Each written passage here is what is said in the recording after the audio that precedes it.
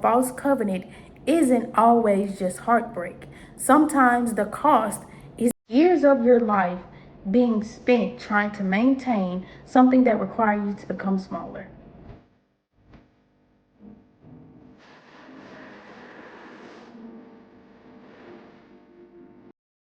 Hello, everyone, and welcome back to the Women of Valor YouTube channel. I want to say thank you so much for joining this new series that we are studying. Today's topic is false covenants. In this new series, we will be learning what a false covenant is, just going through all these different things of just understanding just truly what you are really getting yourself into. And so I've been thinking a lot about the word covenant because I realize that sometimes we will call something a covenant simply because we've been loyal to it for a very long time. And so we'll say things like, I've been with this person for years. We've been through so much together. We have children. I promised I would never leave.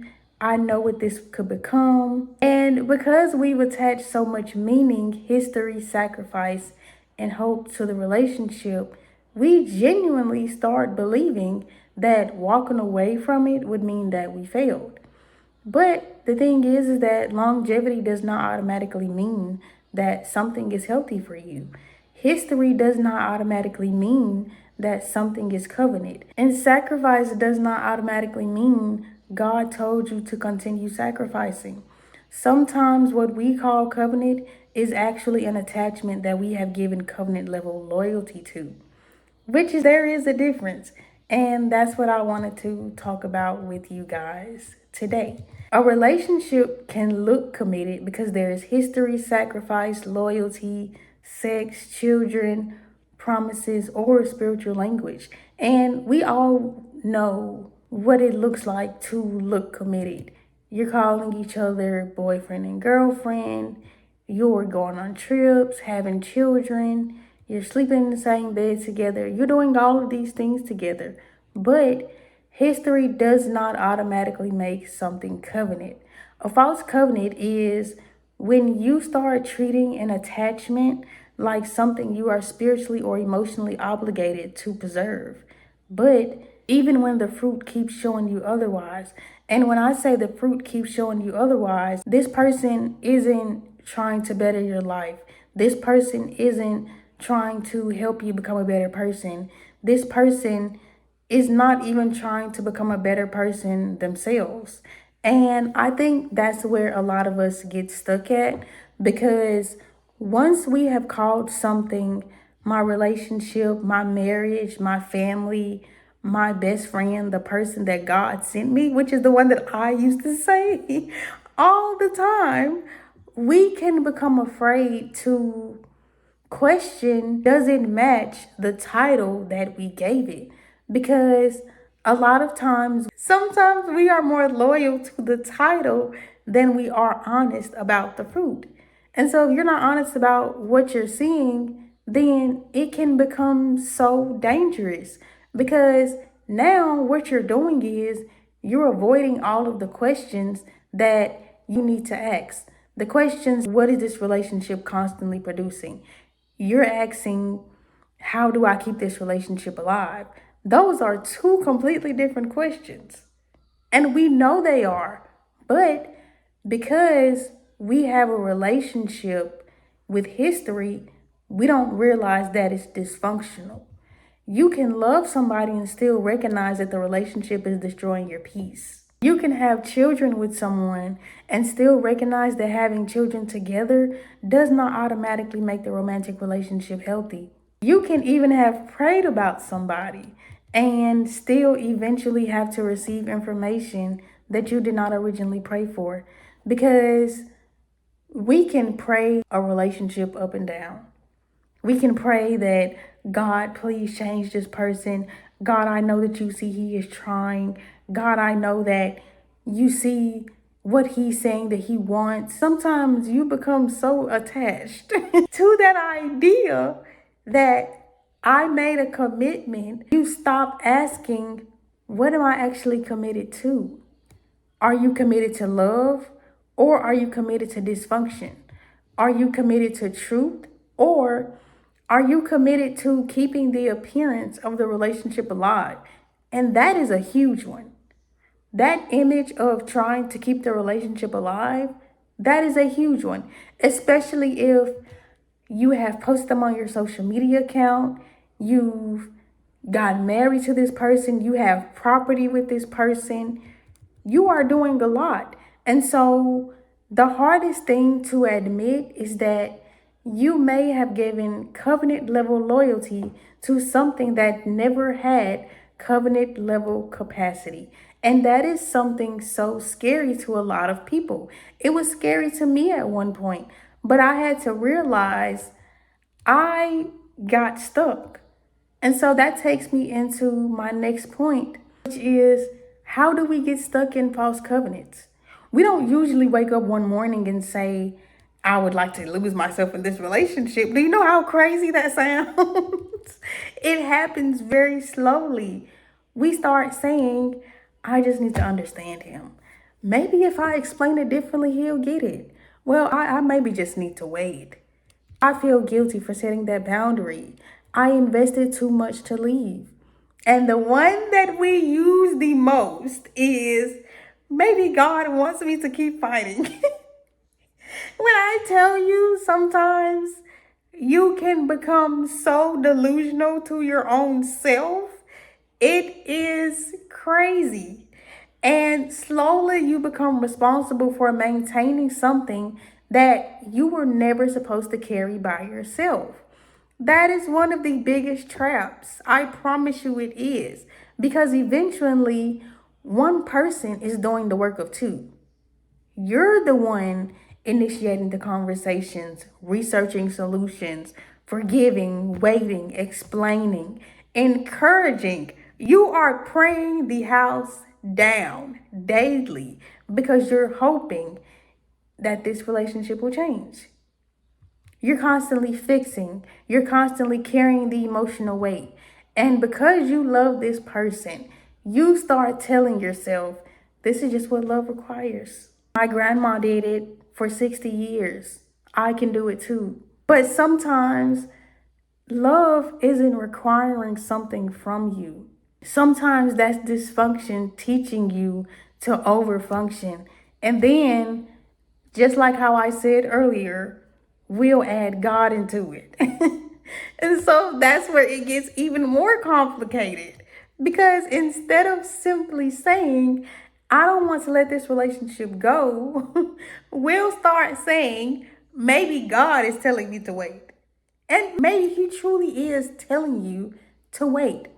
But we have to be careful that we aren't using God's name to sanctify something we are simply afraid to release. Sometimes what we call faith is fear of starting over. Sometimes what we call loyalty is attachment. Sometimes what we call patience is avoidance. Sometimes what we call forgiveness is refusing to establish consequences. And the most important one, what we call fighting for the relationship is really fighting against the information the relationship is constantly giving us, constantly showing us. Because information will keep coming. It's going to always keep coming. Patterns will keep showing themselves, and eventually you have to decide, are you going to believe what you are being shown, or are you going to consistently keep building around what you hope will eventually happen? And so that takes me into my next point. What does a false covenant cost you? This part is where I truly want you to understand. If you don't get anything else out of what I'm saying, I pray that you get this part. You don't usually lose yourself overnight. You lose yourself slowly. And just like I said earlier, you'll lose yourself by constantly explaining, constantly begging, constantly crying, constantly hoping that this person understands what I'm saying, constantly thinking that me praying is somehow going to change him, and thinking that I need to become God. you start changing little pieces of yourself to keep the relationship functioning. You stop saying certain things because you don't want an argument. You start accepting behavior you once said that you would never accept. And I know that we have all been there where you said, oh, I'm not going to tolerate if he doesn't open the door for me. And then guess what? Months into that relationship, he stopped opening the door. And before, you would just stand there and he would look at you and be like, what are you waiting for? And you would be like, you haven't opened my door. And then he just gets in the car. So what do you do in that moment?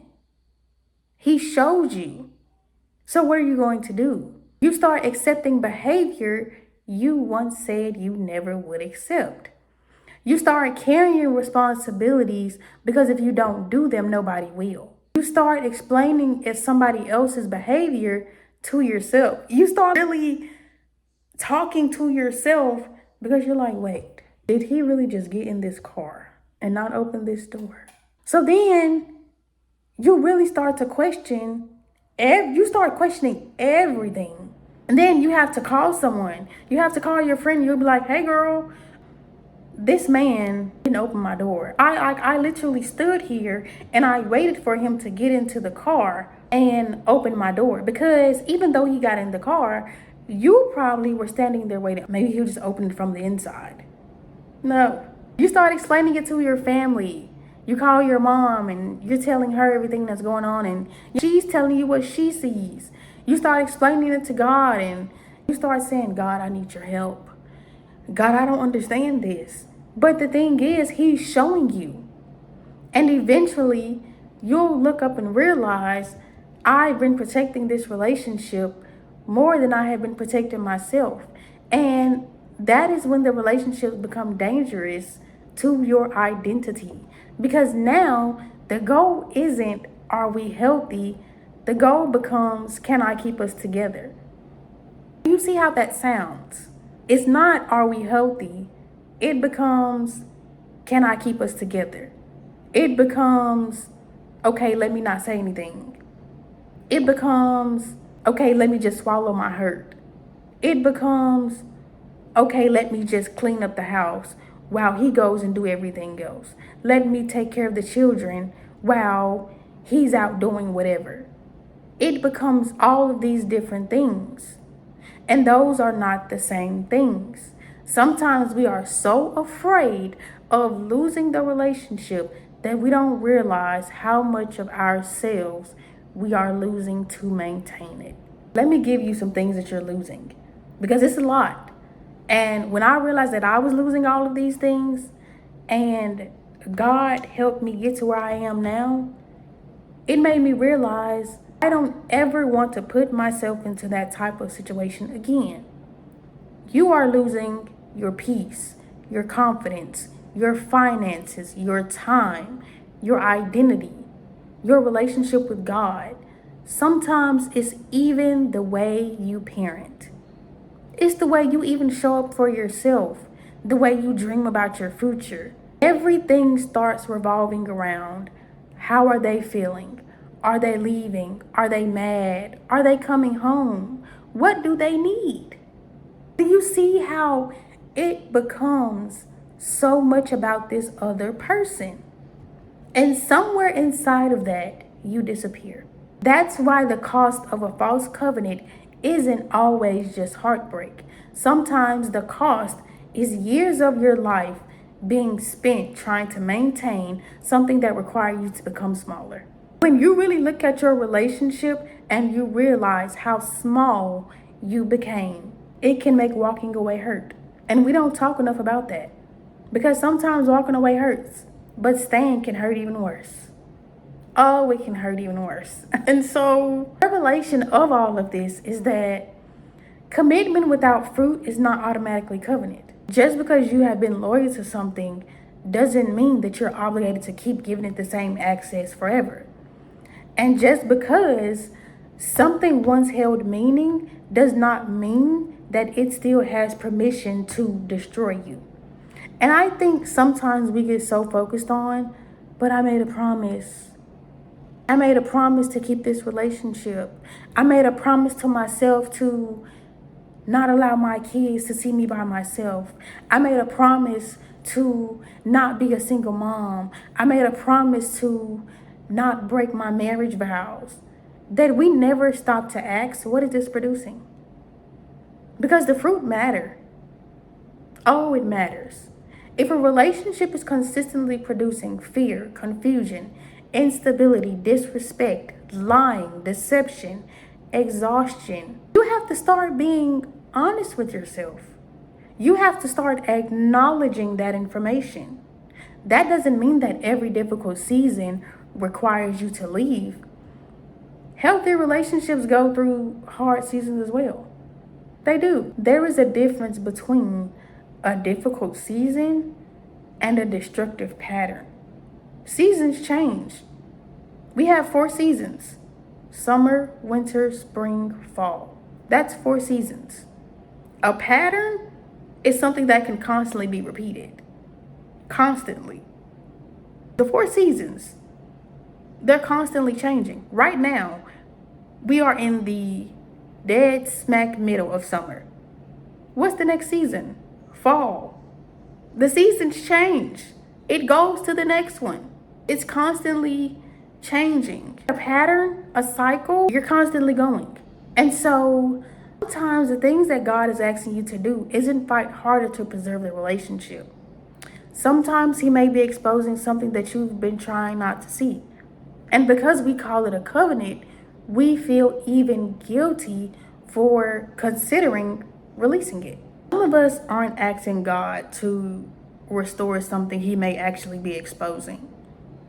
And because we call it a covenant, we keep feeling guilty about releasing it. But I truly want you to remember that history does not automatically make something covenant. It doesn't. Don't always lose yourself all at once. Sometimes you lose yourself by slowly carrying what was never yours. Commitment without fruit is not automatically covenant. And the very last point that I gave you guys is loyalty to dysfunction is not the same thing as faithfulness. And so maybe this isn't about becoming cold. Maybe this isn't about cutting everybody off. Maybe this is finally becoming honest enough to ask, what am I actually protecting? I want you to truly ask yourself that. When you look at your relationship, whether you're married, engaged, boyfriend and girlfriend, what are you actually protecting? Am I protecting something God is asking me to steward? Or am I protecting an attachment because I'm afraid of what happens when I finally let go? Because there comes to a point where you have to stop building your future around what somebody said it could become. And you have to start making decisions according to what fruit they are actually producing. And sometimes the most painful thing you can do is stop carrying what was never yours to carry in the first place. I pray that this lesson truly blessed you guys the way it blessed me, because when I had this revelation, it blew my socks off. And so I truly pray that you guys are able to take this, apply it to your life, think about it, understand where you need to be. And so again, I thank you for joining Women of Valor this week. And I will see you guys Wednesday on our Bible study, which will be about don't prepay intimacy. Again, thank you for joining, and we will see you guys Wednesday.